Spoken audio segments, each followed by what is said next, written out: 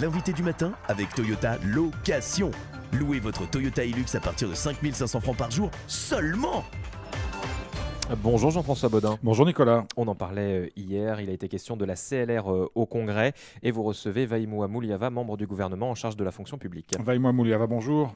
Bonjour, Et M. Baudin. Merci d'avoir accepté notre invitation au lendemain du vote par les élus du Congrès de ce qu'on appelle l'acte 2 du sauvetage de la CLR, à savoir un certain nombre de mesures structurelles. On va revenir sur ces mesures dans un instant. Elles étaient nécessaires parce qu'on se souvient qu'il y avait eu un premier train de mesures début août qui étaient essentiellement des mesures financières. Là, il fallait s'attaquer à des choses un peu plus profondes et revoir le système structurel de la CLR.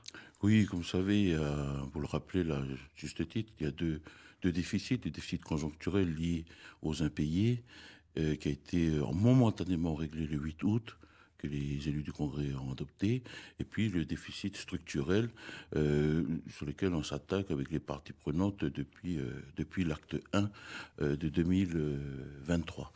Donc l'acte 2 poursuit à résorber ce déficit structurel qui, je le rappelle, janvier 2024 à juin 2024, la même période en 2023, on était à moins 50 millions cette année. Pour la même période l'année dernière, on était à moins 600 millions. Donc, ça veut dire que le déficit structurel est en cours de résorption. Et donc, l'acte 2 vient conforter cette trajectoire, notamment avec une mesure phare, mais qui fait mal aussi, celle du report de l'âge légal de départ à la retraite. Donc qui passe de 60 à 62 ans, c'est une mesure qui fait mal, vous le dites, mais qui a été acceptée par tout le monde parce que c'est une nécessité. Vous avez aussi un peu réduit le champ d'application de cette mesure, c'est-à-dire que au départ c'était prévu pour s'étaler sur plusieurs années, la retraite effective à 62 ans. Là, ça va aller un peu plus vite que ce qui était prévu à l'origine. Oui, mais justement, ça c'est le travail des élus du Congrès qui ont travaillé des amendements, un amendement porté par tous les chefs de groupe pour réduire la durée. Il devait être de 6 ans, ça va être 4 ans comme pour le privé. Et un certain nombre d'autres amendements pour qui ils ont estimé, les élus du Congrès, qu'il fallait aller un peu plus loin. Alors, tout le monde a convenu que ces mesures étaient nécessaires, mais qu'elles sont insuffisantes pour stabiliser définitivement le fonctionnement de la CLR.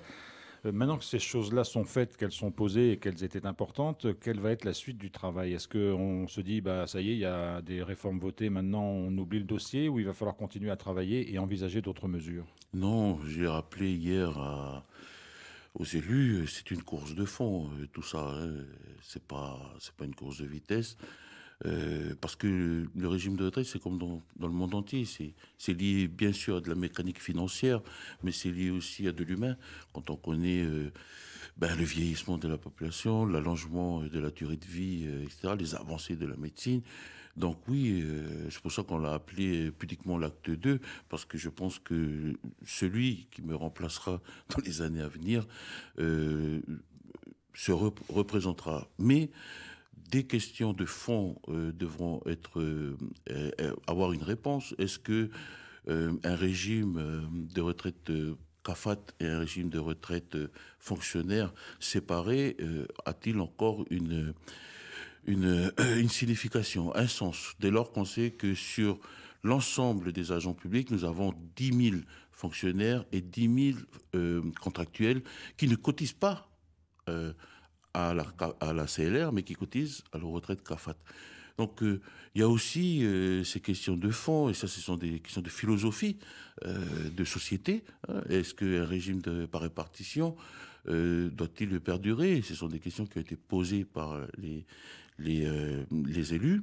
Est-ce qu'un système de capitalisation sur une partie des cotisations des agents fonctionnaires est-il possible? Est-ce qu'une fiscalisation des retraites, qu'il s'agisse des retraites fonctionnaires ou des retraités du privé, est-il envisageable? Donc toutes ces questions de fond, il faudra leur apporter une réponse très rapidement. Alors très rapidement, ça veut dire que vous allez vous attaquer à ces sujets-là ou oui. Pas encore? Oui. Parce que vous parlez de votre successeur, mais il faut prendre le dossier en main dès maintenant. Oui, mais les sujets ont été posés déjà par l'ensemble des parties prenantes, que ce soit dans l'espace de réflexion sur les retraites ou ces assises de la fonction publique qui ont donné une feuille de route, notamment pour pour réguler, améliorer l'administration. Alors, ce que vous êtes en train de dire, c'est qu'avec toutes ces mesures votées, parce qu'on rappelle que l'acte 1, c'était une hausse des cotisations patronales et salariales, une baisse des pensions, il y a eu un travail sur les abattements, il y a le recul de l'âge légal de départ à la retraite, il y a aussi la limitation jusqu'à laquelle un fonctionnaire peut travailler, qui est passé de 65 à 67 ans. C'est-à-dire que là, vous pensez que vous avez fait tout ce que vous pouviez dans le cadre actuel de la CLR et que maintenant, c'est vraiment le système de retraite qu'il faut revoir ? Oui, je pense que c'est tout ça qu'il faut revoir. Et puis surtout, une réforme dans une réforme globale. C'est-à-dire, dès lors qu'on touche à un système de la protection sociale du fonctionnaire, il faut aussi agir sur la fonction publique en général. Comment on y rentre, comment on y sort, comment on les rémunère. Vous savez que les fonctionnaires augmentent tous les 2 ans. Est-ce que c'est viable quand on a des objectifs de régulation de la masse salariale donc tout ça, voilà. Et puis est-ce que des concours, les concours aujourd'hui tels qu'ils existent, sont-ils adaptés? Les concours par métier, c'est pas tout à fait ça, hein. Ce sont des concours essentiellement de juristes qui permettent d'accéder à la fonction publique. Après, il y a des recrutements sur titre sur les ingénieurs, etc.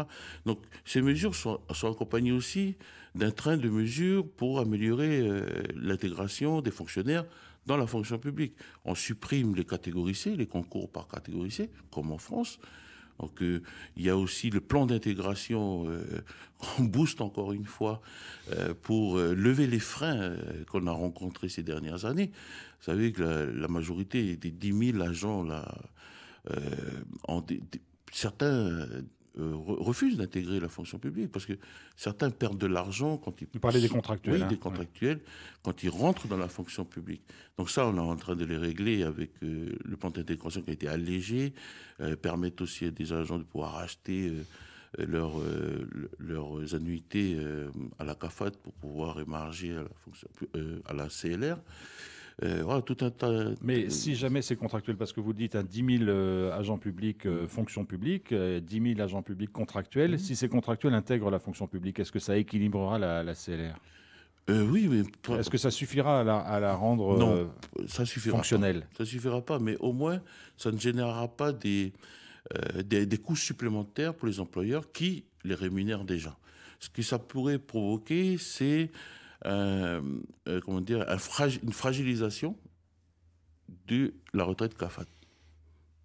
Est-ce que, Vaïmoa Mouliavas, c'est un travail qui doit être mené par le gouvernement ou est-ce que chaque collectivité qui est responsable finalement de l'embauche de ces agents publics doit aussi réfléchir à cette question, que ce soit les provinces ou les mairies ?